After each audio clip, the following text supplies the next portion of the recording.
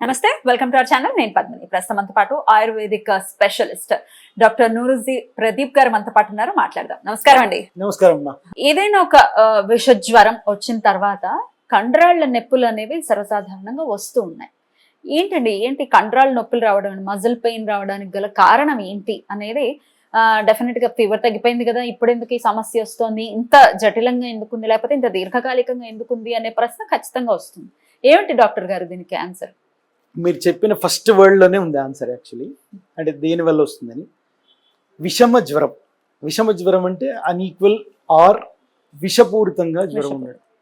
జ్వరం ఒకరోజే వస్తుంది, కానీ ఆ ఫైటింగ్ ఏదైతే ఉందో, వైరస్ కానీ బ్యాక్టీరియా కానీ ఏదైతే ఉంటుందో, మా దాంట్లో దాన్ని విష జ్వరాలు అంటారు, విషమ జ్వరం అంటారు. దాంట్లోంచి వచ్చే జ్వరం వెళ్ళిపోతుంది, కానీ ఆ టాక్సిన్ మిగిలిపోతుంది. ఆ టాక్సిన్ మిగిలిపోయి అది శరీరంలో ఎక్కడెక్కడ వీక్నెస్ ఉంటుందో అక్కడక్కడ ఉండిపోతుంది. మేము చూసిన దాంట్లో చికెన్ గున్యా టైంలో ఎక్కడైతే కాల్షియం డిప్లిషన్స్ ఉన్నాయో అక్కడ చాలా బాగా ఎక్కువ నొప్పులు ఉండడం చూసాం. కీళ్ల మధ్యలో ఎక్కువగా, కీళ్ల మధ్యలో అంటే స్పెసిఫిక్ గా కీళ్ల నొప్పి కాదు, కీళ్ల మధ్యలో మజిల్స్ ఉన్న దాంట్లోనే నొప్పి, మయాల్జియా అని కూడా అంటారు దీన్ని. సో ఈ కారణం ఏదైతే ఉంటుందో విషమే కారణం. దాని విషాన్ని మనం ఎలా బయటికి తీస్తాం అనేది టెక్నిక్. జనరల్లీ ఏం చేస్తారు, డాక్టర్ దగ్గరికి వెళ్లకుండా మనకి చాలా రకాల పెయిన్ కిల్లర్స్ కానీ ఇట్లా ఫీవర్కి వచ్చే మెడిసిన్స్ కానీ ఇట్లా వేసేసుకుంటుంటారు. దాంతో ఏమవుతుందంటే ఇంకా ఎక్కువ ఇరుక్కుపోతుంటాయి ఆ టాక్సిన్స్. ఆ టాక్సిన్స్ అన్నీ ఎలా ఉంటాయంటే వాటికి మామూలు రక్తంలో ఉన్న దానికన్నా ఎక్కువ అటాచ్మెంట్ ఉంటుంది. అంటే అది వచ్చి మన టిష్యూలో ఇరుక్కుపోతుంది. రక్తం దాన్ని ఏం చేయాలి, అది డీటాక్సిఫై చేసి డీఆక్సిడైజ్ చేసి ఆ శరీరంలోంచి బయటికి తీసుకొచ్చి లివర్లో కానీ కిడ్నీలో కానీ స్వెట్లోంచి కానీ బయటికి పంపించాలి. ఈ ప్రక్రియ జరుగుతూ ఉంటుంది. చాలామందికి చూసిన దాంట్లో చాలామందికి ఏదైతే ఒళ్ళు నొప్పులు ఉంటాయో వాళ్ళకి మూత్రంలో మంటలు రావడం కానీ, ఇన్ఫెక్షన్ రావడం కానీ, లేకపోతే స్కిన్ ప్రాబ్లమ్స్ రావడం కానీ, లేకపోతే మధ్య మధ్యలో లూజ్ మోషన్ అవ్వడం కానీ చూస్తుంది. సో ఎలా ఎగ్జిట్ అవుతుందో దాన్ని బట్టి ఆ సమస్య వస్తుంది. మనం అదే టెక్నిక్ ఆయుర్వేదంలో నేచురల్గా ఏదైతే పోతూ ఉంటుందో అలానే మేము టెక్నిక్ యూజ్ చేస్తాం. వామన చికిత్స కానీ, విరేచన చికిత్స కానీ, రక్తమోక్షం కానీ, మూత్ర విరేచనీయ చికిత్సలు కానీ, లేకపోతే స్వేదం, స్నేహ స్వేదాలు కానీ, అంటే పైన పూసే దాంతో కానీ ఈ మయాల్జియాని, కండరాల్లో నొప్పులు మేము తీసేసే ప్రక్రియ మంచిది ఉంటుంది. అలాగే మెడిసిన్స్ కొన్ని ఉంటాయి, అది మెడిసిన్స్ చెప్పడం అనవసరం, 100లో ఉంటాయి. ఆ మెడిసిన్స్ ఏం చేస్తాయంటే వెళ్ళి అక్కడ ఉన్న టాక్సిన్స్ని అవి ఒక మిశ్రమంగా మార్చి మెల్లగా అవి బయటికి తీసుకొచ్చే ప్రక్రియ చేస్తుంది. దాంతో మయాల్జియా తగ్గుతుంది. బట్ కొన్నిసార్లు ఏమవుతుందంటే అది మాంసకృతుల్లో ఎంత ఇమిడిపోతాయి అంటే ఒక్కసారిలో తగ్గదు. అది ఒక 2 నెలలు 3 నెలలు ఆ చికిత్స చేస్తే కానీ తగ్గదు. మరి మెడికేషన్ మీద ఉన్న వాళ్ళు 2-3 months తీసుకోవాల్సి ఉంటుందండి? 2-3 months తీసుకోవాలి. దాని తర్వాత రసాయన చికిత్స కూడా చేసుకోవాలి. ఆయుర్వేదంలో అన్నిటి స్పెషాలిటీ ఈ రసాయన చికిత్స. మీకు ఏ మెడిసిన్లోనూ ఈ ట్రీట్మెంట్ తర్వాత అయిపోయింది అనడానికి ఇంకో ట్రీట్మెంట్ ఉంటుందని ఎవరు చెప్పరు. ఇది ఎలా అంటే ఖవైగుణ్య అని ఒకటి అంటారు.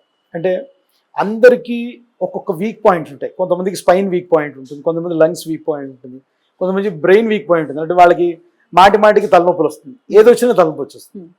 కొంతమందికి ఏదొచ్చినా నడుము నొప్పి వస్తుంది, కొంతమందికి ఏదొచ్చినా కోల్డ్ ఫీవర్ ఇట్లాంటివి వస్తుంది. సో దాన్ని బట్టి వాళ్ళకున్న ఖవైగుణ్య అంటే ఏ పొజిషన్లో వాళ్ళకి వీక్నెస్ ఉంది అన్న దాన్ని ఖవైగుణ్య అంటారు. సో దాన్ని బట్టి ఇప్పుడు మజిల్లో వీక్నెస్, కాల్షియం తక్కువ ఉండడం వల్ల ఈ నొప్పులు వచ్చినాయి కదండి.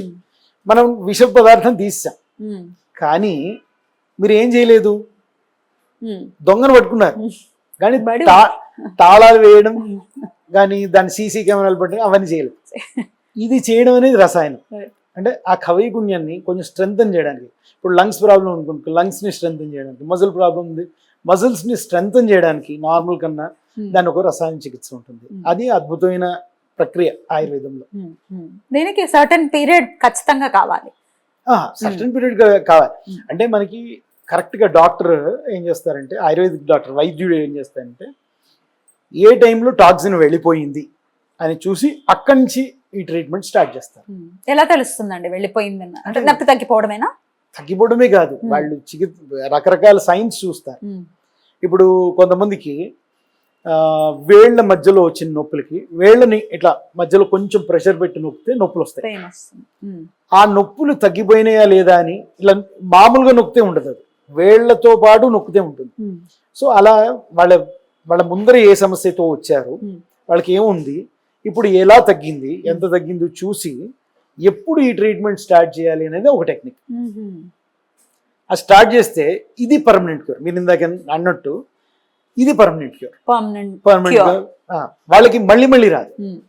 అంటే అంటే మళ్ళీ రాదు. మళ్ళీ అదే మెమరైజ్ చేస్తుందా బాడీ ఎట్లా పంపించాలి ఏంటి? మెమరైజ్ కాదు, మీ ఇంట్లో తాళం వేశారు, దొంగ వస్తాడా? రావడానికి లేదు. అంతే, తాళం లేదు, రావడాలు లేవు. ఎరకొడు రావడం లేదు. సీసీ కెమెరాలు పెట్టాం, అన్ని పెట్టి స్ట్రాంగ్ చేసాం. సో ఛాన్స్ ఆఫ్ దొంగతనం తక్కువ. అలాగే ఇది కూడా అంటే పర్మనెంట్ రిలీఫ్ అంటే పర్మనెంట్ కాదు, ఛాన్సెస్ తక్కువైతుంది. వచ్చినా కూడా శరీరానికి ఆ మెమరీ ఉంటుంది, ఎలా దాన్ని తగ్గించుకుందాం అని అది తగ్గించేసుకుంటాం. అదే నేను సఫరింగ్ ఉండదు. నేను అడిగింది కూడా అదే, మెమరీ డెఫినెట్ గా ఉంటుంది ఒక బాడీకి. అలోపతి చేసేది ఏంటండి? సప్రెస్ చేస్తుందా, నిద్రపుచ్చుతుందా, లేకపోతే ఎట్లా అండి అలోపతిలో? అది బ్యాక్టీరియా అయితే కనుక బ్యాక్టీరియల్ ట్రీట్మెంట్, వైరల్ అయితే వైరస్ ట్రీట్మెంట్, యాంటీవైరల్ ట్రీట్మెంట్ అది చేస్తారు. సో ఎక్కడ ప్రాబ్లం వస్తుందంటే వాళ్ళ దాంట్లో దే సీ ఓన్లీ బ్లడ్లో ఇన్ఫెక్షన్ ఉందా లేదా చూస్తారు. ఇప్పుడు మీరు ఏది చేసినా మీరు మీ మాంసకృతుల్లోంచి తీసి చేయవలసింది బయాప్సీని, అందరికీ చేయలేరు. సో బ్లడ్లో చూసి ఈఎస్ఆర్ తగ్గింది అంటే అయిపోయింది అనుకుంటారు. బట్ ఈ విషతత్వం లోపల ఉండిపోయి దాన్ని ఈ జరా వ్యాధి అంటారు దాన్ని. ఎట్లా అంటే అది అప్పుడు క్రియేట్ చేయదు, ఏ ప్రాబ్లం క్రియేట్ చేయదు, కామ్గా కూర్చుంటుంది. ఒక దొంగ మామూలుగా ఇంట్లో వచ్చి కూర్చున్నట్టు, బట్ అప్పుడే చూపించాడు వాడి దొంగతనం. ఛాన్స్ దొరికినప్పుడు చూపిస్తాడు. అంటే వాళ్ళు ఎప్పుడైతే వాళ్ళ ఏదైనా తక్కువైతుందో, ఎనర్జీ తక్కువైతుందో, వాళ్ళు సరిగ్గా తినరో, లేకపోతే ఇమ్యూనిటీ కొంచెం డిఫెక్ట్ అవుతుందో, అప్పుడు దాన్ని బయటపడుతుంది. దాన్ని ఈ విషతత్వం ఏదైతే ఉంటుందో దాన్ని తీసేసే ప్రక్రియ వేరే సిస్టమ్ లేదు. మేము అలోపతి అగేన్స్ట్ కానీ దాన్ని తక్కువ చేయడం కాదు. It is the greatest medicine, no doubt. But ఏంటంటే ప్రతిదానికి ఇప్పుడు మా దానికి ఎలా అయితే కొన్ని వీక్నెసెస్ ఉన్నాయో అలా వాటి దానికి కూడా వీక్నెస్ ఉంటుంది, ప్లస్ అండ్ మైనస్ ఉంటుంది. సో ఆయుర్వేదంలో ఇది ప్లస్ డెఫినెట్లీ, రసాయన చికిత్స. బ్యూటిఫుల్ అండి, చాలా అద్భుతంగా వివరించారు. Thank you so much doctor గారు. నమస్తే.